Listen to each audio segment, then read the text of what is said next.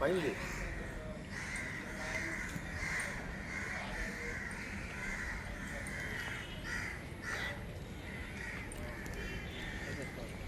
Good morning all of you my dear friends. ఇదే Andhra medical college Visakhapatnam మిత్రులారా. Between 90 and 97లో ఇక్కడే నేను ఎంబీబీఎస్ చదవడం జరిగింది మిత్రులారా. ఎంబీబీఎస్లో ప్రధానమైనటువంటి సబ్జెక్ట్స్లో ఒకటైనటువంటి ఫార్మకాలజీలో మెడలిస్ట్ నేను. ఒక ఎస్సీ క్యాండిడేట్కి మీరు చూశారు కదా, మెడికల్ కాలేజ్ 1923లో బ్రిటిష్ వాళ్ళు పెట్టారు. ఈనాటికి 100 సంవత్సరాలు అయింది మిత్రులారా. నాకు తప్ప నాకు తెలిసి అండర్ గ్రాడ్యుయేషన్లో ఎంబీబీఎస్లో ఎవరికి మెడల్ అనేది రాలేదు మిత్రులారా. నాకే వచ్చింది ఈనాటికి. నెక్స్ట్ మరొక ప్రధానమైనటువంటి సబ్జెక్టు పెథాలజీ అంటారు. అందులో కూడా గోల్డ్ మెడల్ ఎగ్జామ్కి నేను ఎప్పిరాను, బాగా రాశాను. కానీ కులం కారణంగా మరి ఇవ్వలేదు. నేను అలాగే ఫీల్ అవుతూ ఉన్నాను. మొదట ఏదో ఇచ్చారు. ఇక ఫైనల్ ఇయర్ ఎగ్జామ్లో జనరల్ మెడిసిన్ మెయిన్ సబ్జెక్ట్ అనమాట మెడిసిన్కి. అందులో మెడల్ ఎగ్జామ్ రాయడం జరిగింది మిత్రులారా. ఈ 2 ఎగ్జామ్స్లో కూడా సాగదీసి 1 నెల 2 నెలల పాటు ఎవరికి ఇవ్వాలో చెప్పకుండా సస్పెన్స్లో కన్ఫ్యూజన్లో వేరే వాళ్ళకి ఇచ్చేశారు మిత్రులారా. నేనేం బాధపడలేదు. ఈ క్యాస్టిజం కుల వ్యవస్థ గురించి నాకు ఆల్రెడీ తెలుసు కాబట్టి అది పట్టించుకోలేదు. వీళ్ళ కర్మ నా కర్మ కదా, వాళ్ళ కర్మ అంతే అని చెప్పేసి వదిలేయడం జరిగింది మిత్రులారా. ఇకపోతే రెగ్యులర్ ఎగ్జామ్ అన్నట్టు పబ్లిక్ ఎగ్జామ్లో I was failed in general medicine exam. Gold medal exam అనేది separate, public exam separate. Gold medal exam రాయడం అంటే చిన్న ఇష్యూ కాదు మిత్రులారా, అదొక మహాభాషణ అనమాట. అది రాసినప్పుడు జనరల్ ఎగ్జామ్ పబ్లిక్ ఎగ్జామ్ అనేది జస్ట్ డ్రాప్లెట్. అటువంటి ఎగ్జామ్లో ఐ వాజ్ ఫెయిల్డ్.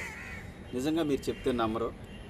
ఆ ఫెయిల్ చేసినటువంటి ప్రొఫెసర్ని మరి కాలర పట్టుకుని మరి చపాతీ పిండి పిసికినట్టు పిసికేయడం జరిగింది మిత్రులారా. నాకు అప్పుడు అనిపించింది ఈ కాలేజీలో పేరుకే మెడికల్ కాలేజ్ తప్ప దారుణమైనటువంటి కులం క్యాస్టిజం అనమాట. ఒకే కులం వాళ్ళు ఫ్రెండ్స్, వాళ్ళే కలిసి తిరుగుతారు, వాళ్ళే షేర్ చేసుకుంటారు. పేరుకే హైయర్ ఎడ్యుకేషన్ ఇన్స్టిట్యూట్ డాక్టర్లు అని చెప్తాం, కానీ అంత ఉట్టిది బొసా బూత్ మిత్రులారా. నాకు అప్పుడు అనిపించింది ఈ సమాజానికి వైద్యం చేసేటటువంటి డాక్టర్లు చాలామంది ఉన్నారు. కులం అనేటటువంటి జబ్బు ఈ సమాజానికి సైకలాజికల్ అదేంటంటే ట్రీట్మెంట్ లేనటువంటి జబ్బు కింద మారిపోయింది. కాబట్టి దీనికి ట్రీట్మెంట్ చేసేటటువంటి వ్యక్తిని అలాంటి ఒకటి కావాలని మరి ఎంబీబీఎస్ పాస్ అయిన తర్వాత వదిలేసి స్టూడెంట్గా ఉన్నప్పటి నుంచే నిరంతరం పోరాటం అనుకోండి. ఇక మానేసిన తర్వాత ఇక ఇంటెన్సిఫైడ్ ఫైట్ అనమాట. అప్పుడే డిసైడ్ చేసి దీనిపై పోరాటం చేస్తూ ఉన్నాను మిత్రులారా. ఇక్కడ విశేషం ఏంటంటే ఇక్కడ మాకు రెగ్యులర్గా పాఠాలు చెప్పేటటువంటి ప్రొఫెసర్లే థియరీ ప్రాక్టికల్ ఎగ్జామ్స్ దిద్ది పాస్ చేసేవారు. అంటే ఇక్కడ అతను ఎదురుకుండా మంచి షర్ట్ వేసుకున్న, ఇన్షర్ట్ చేసుకుని కొంచెం హడావిడిగా కనిపించిన ఫెయిల్ చేసేవారు.